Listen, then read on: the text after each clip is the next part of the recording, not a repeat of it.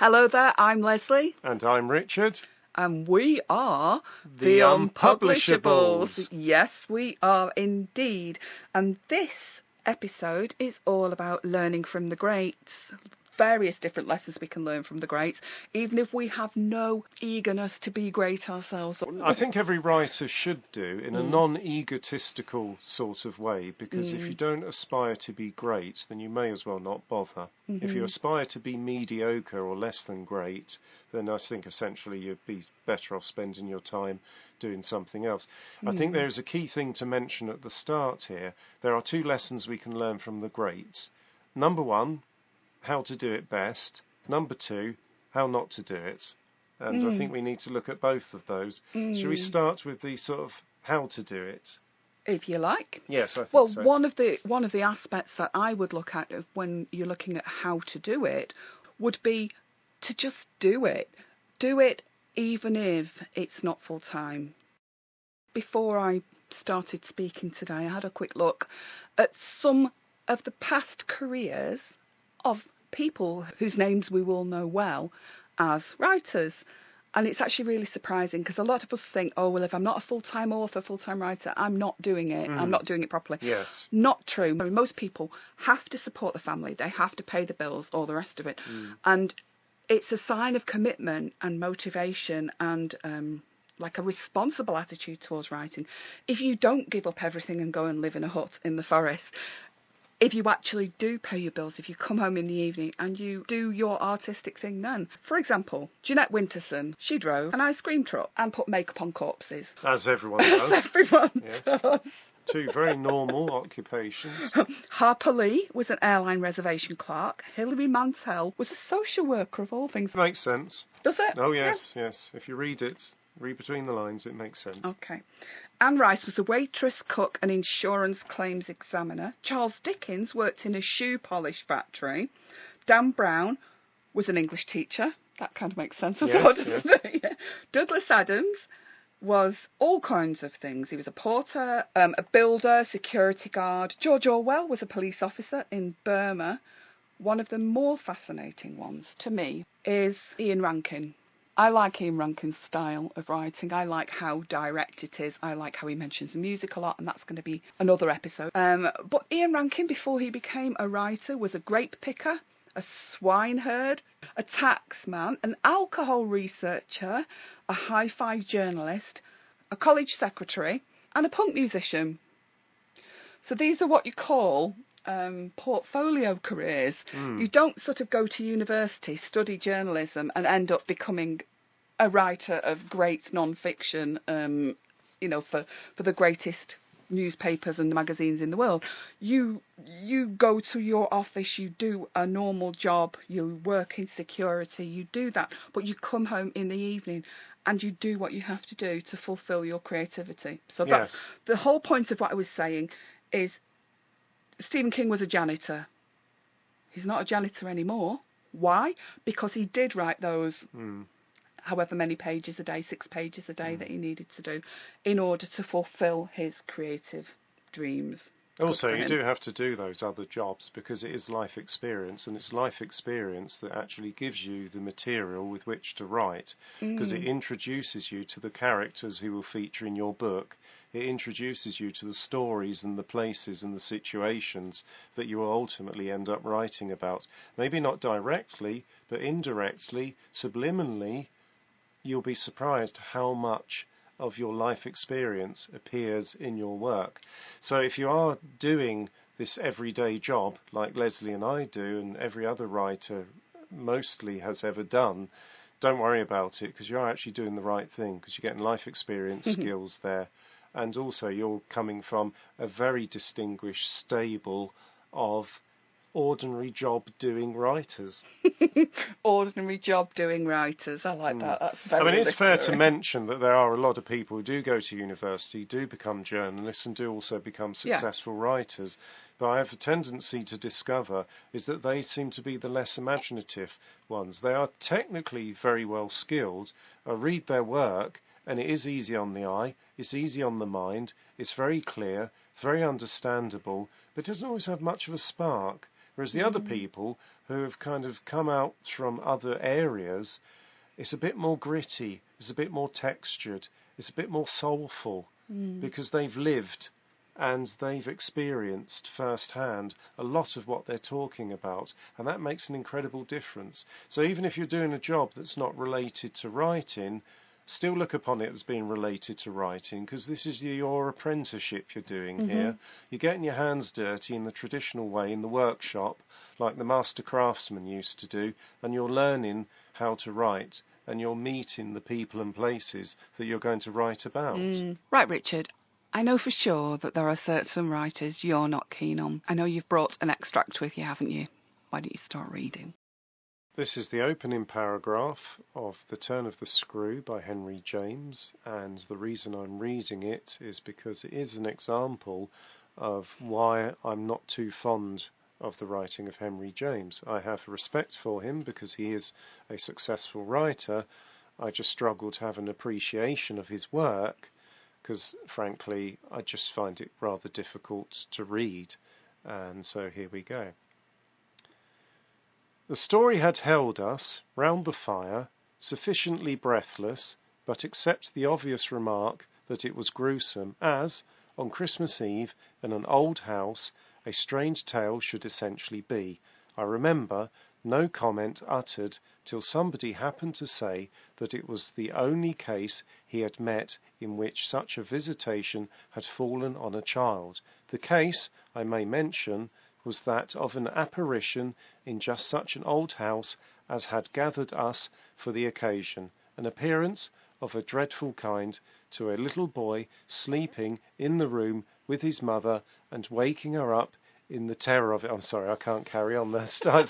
I'm a sentence and a half in, and I feel like I've read half the Bible. I'm gonna have a read. Please do. I'm going to start at the beginning of the second sentence. The case, I may mention, was that of an apparition in just such an old house as had gathered us for the occasion, an appearance of a dreadful kind to a little boy sleeping in the room with his mother and waking her up in the terror of it, waking her not to dissipate his dread and soothe him to sleep again, but to encounter also herself, before she had succeeded in doing so, the same sight that had shaken him. Well done. Whoa. Well done. It was this observation that drew from Douglas, not immediately but later in the evening, a reply that had the interesting consequence to which I call attention. Someone else told a story not particularly effective, which I saw he was not following. This I took for a sign that he had himself something to produce and that we should only have to wait. We waited, in fact, till 2 nights later, but that same evening, before we scattered, he brought out what was in his mind. All of that was 5 sentences. That's just astonishing. I actually thought it was just 2 sentences. No, there's a couple of full stops. Oh, like right. One, I lost the full stops because easily done. The problem I find with Henry James is his sentences are so incredibly long. Yeah. And what it is for me is I'm trying to get the picture in my mind so I can understand what he's saying, and it's like walking through a maze, concentrating on what's ahead of you, while at the same time trying to remember the direction within which you've come.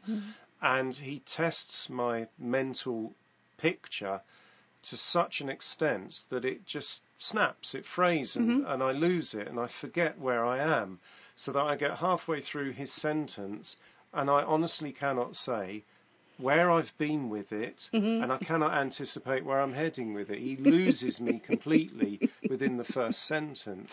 The first sentence here is, the story had held us round the fire, sufficiently breathless, but except the obvious remark that it was gruesome, as on Christmas Eve in an old house, a strange tale should essentially be, I remember no comment uttered till somebody happened to say that it was the only case he had met in which such a visitation had fallen on a child. That is the first sentence, and there are 1, 2, 3, 4 commas. No other punctuation. And actually, you can read that sentence 4 or 5 times in your head and still not know what it says. No. I mean, really, if you said, the story had held us round the fire, sufficiently breathless, full stop. or sufficiently breathless except the obvious remark that it was gruesome, full stop. And you could kind of get them and you can follow on, can't you? But you can't follow on with that. No. How can that be acceptable writing? Even, what year was it written? Oh, I don't know, I'm sorry to say. Let's have a look. Let's have a look at my phone. Dooby-dooby-doo. I know writing styles do change, and I give authors a lot of leeway with that. But I think quite possibly that could have been potentially incomprehensible at the time. It's actually 1898. I thought it was going to be a little bit earlier than I would that. have said it was... do you know what? It was like the 1840s, because it reminds me very much of Edgar Allan Poe. Because he writes long sentences that are very heavily punctuated. The only difference is that I just find that slightly long-winded but not confusing, because I can still understand what he's saying and I can appreciate the way in which he is saying it. I've got a small suspicion that Henry James was actually potentially trying to emulate Edgar Allan Poe and basically failing. Same genre, isn't it? It is, yes, same genre. Except, and this is the other reason why Henry James loses me, is he either gives you an ambiguous ending or he gives you a reasonable explanation.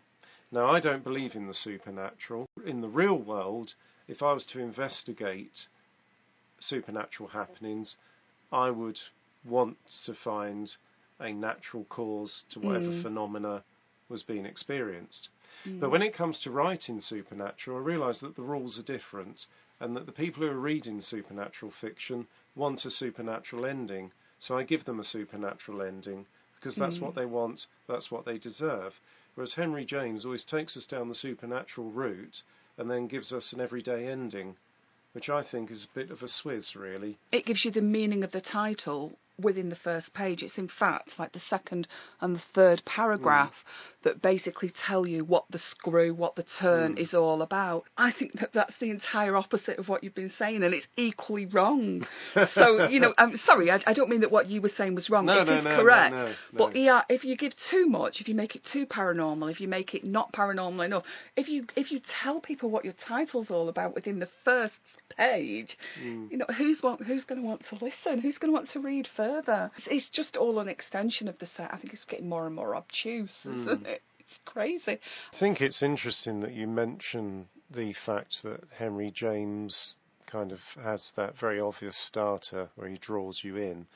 I think what essentially he's done is he's actually turned the traditional ghost story upside down, because normally the ghost story would have an ambiguous start and quite a dramatic end, whereas he kind of gives it a dramatic start and gives it an ambiguous end, which is very good in a way, and I do appreciate that, which is why I said at the beginning of this I do have respect for Henry James, because I think that was quite a good thing to do.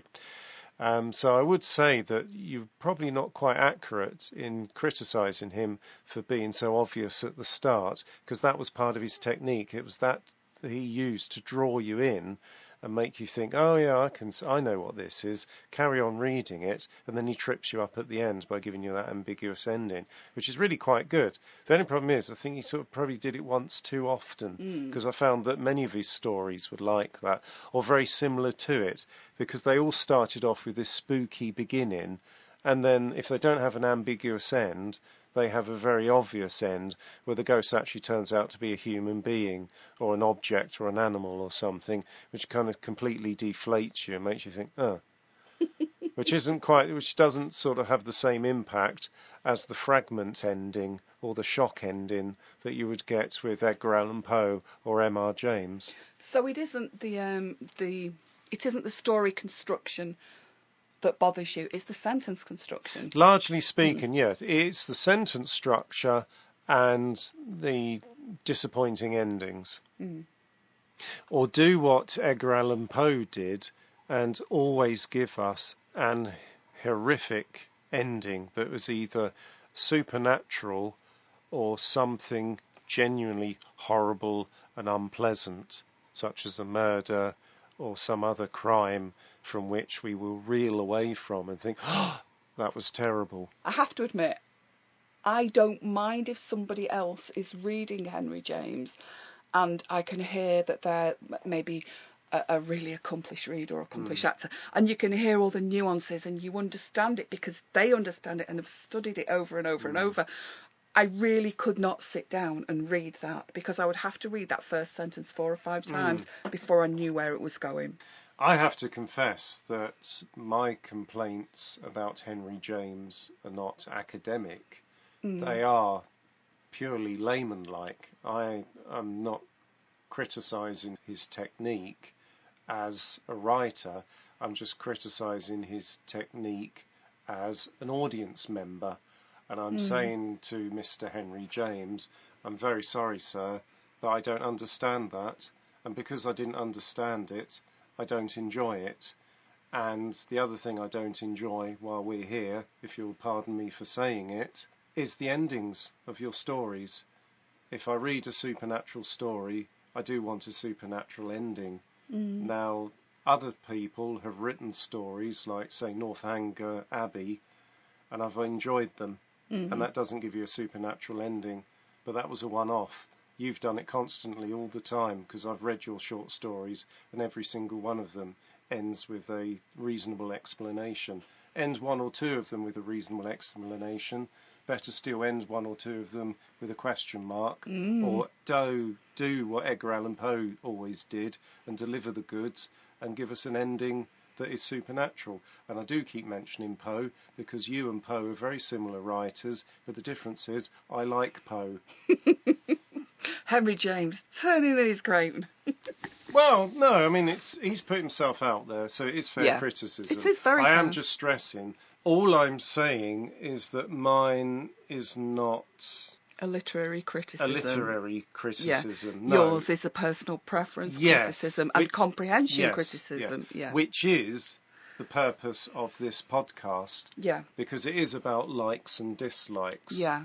Not technical excellence, but that more intuitive, yes, I like that. That subjective excellence or lack of. And for me, Henry James lacks it. Because he just doesn't speak to me in a way that I can understand. So therefore I feel alienated.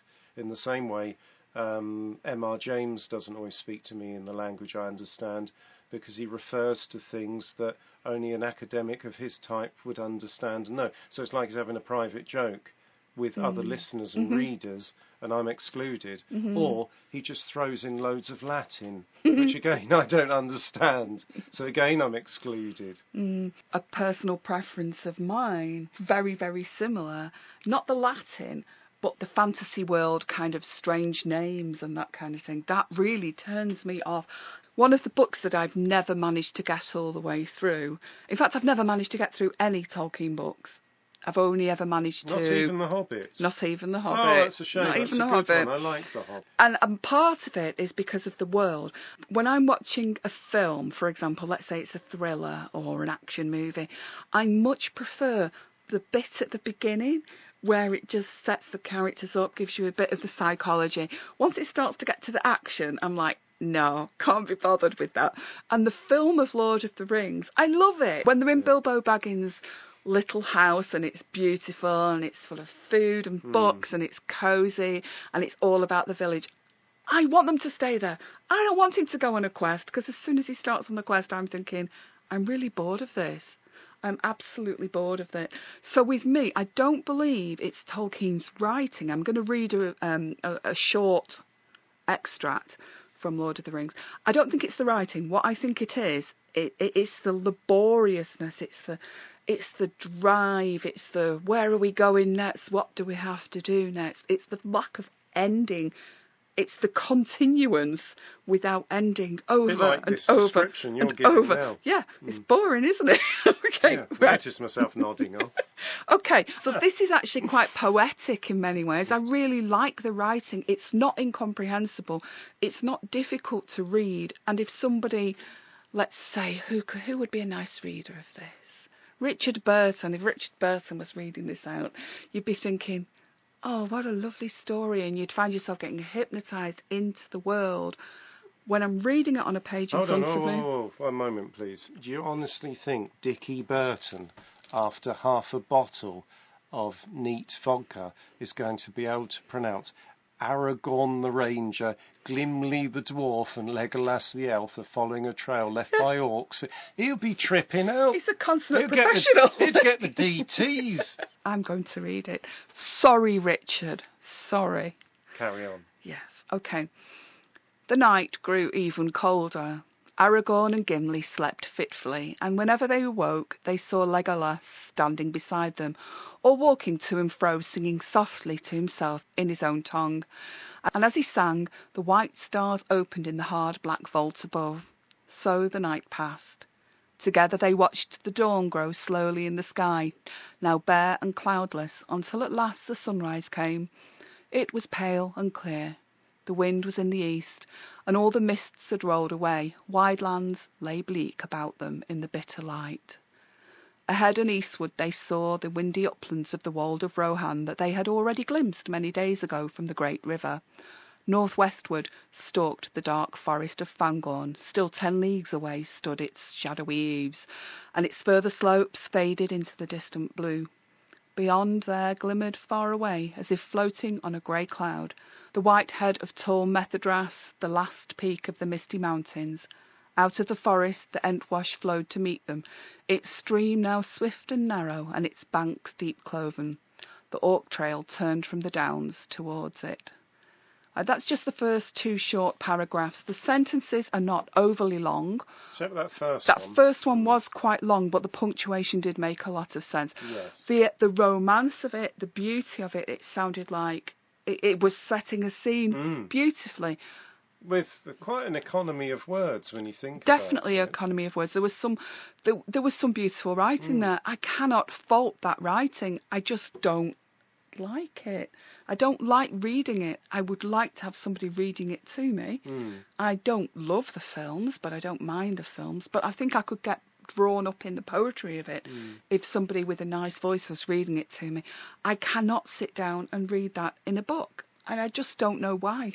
Again, it's all subjective. It's an art form. It's subjective, isn't it? See, I could happily read that. I'm not a big fan of fantasy, but Tolkien does enable me to overcome my generally dismissive attitude towards fantasy, because I do, for the most part, agree with you. I don't buy into these unreal worlds very easily, which is the reason why I've never really read much science fiction either. I can deal with fragments of an unreal world in this world, so I can read horror and supernatural, but I can't seem to go the whole hog and go to a completely different distant planet or a completely different realm. Don't seem to be able to do that. So I do understand what you mean. And also, the Lord of the Rings books are 3 incredibly long books, and I can't help wondering whether the same story could have been told just as well with fewer words. And I found that with Stephen King too, because I liked Salem's Lot. But while I was reading it, and even though I read it at a fairly young age, sort of about 17 or 18, in my mind I was kind of sort of editing it as I was reading along, thinking, actually you could have done without that, you didn't need that part. I probably would have cut it down in half and actually had it a more successful, possibly even a better story. Yeah, I'm a big fan of cutting things down if you can't get them, spot on, basically. And it is about knowing what you can and can't do and trying to specialise. That's something that I've always had a problem with. I've always had a problem with thinking, I can do everything. I can't. I clearly cannot do everything, no matter how hard I try, because nobody can. I think now is quite a good time to share with you one of my scraggy, awful poems. I'm really not a poet, but I do keep doing it. I don't know why.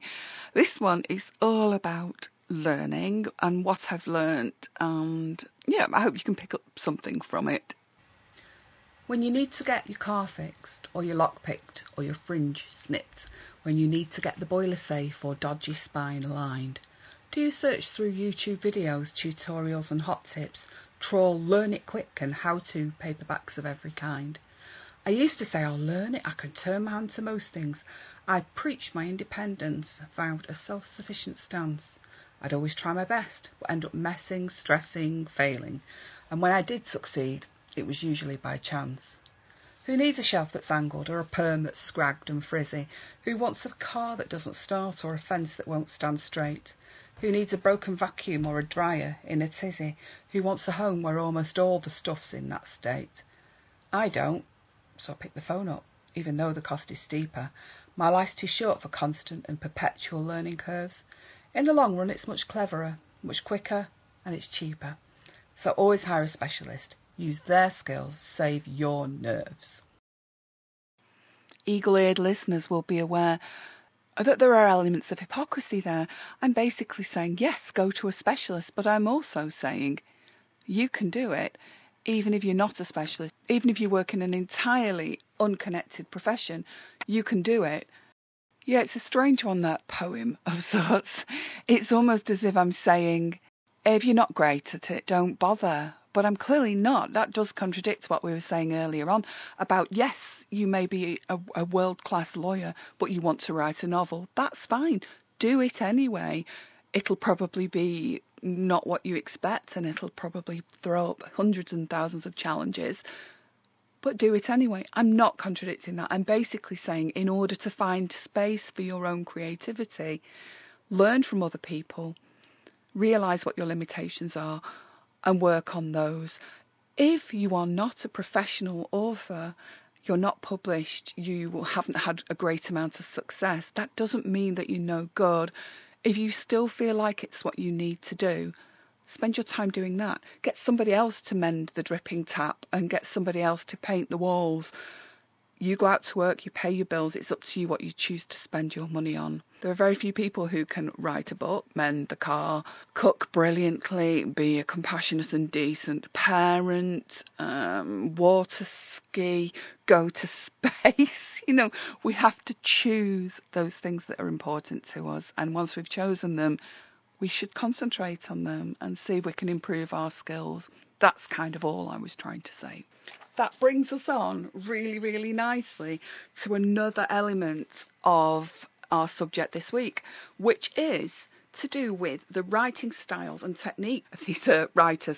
One of the things that people always say is, oh, I know how to do this. Right. You want to do this, so this is the way you do it. Right. Okay. You want to be a carpenter? Right. This is how you learn to do it. Are you a carpenter? No, but I'm going to tell you.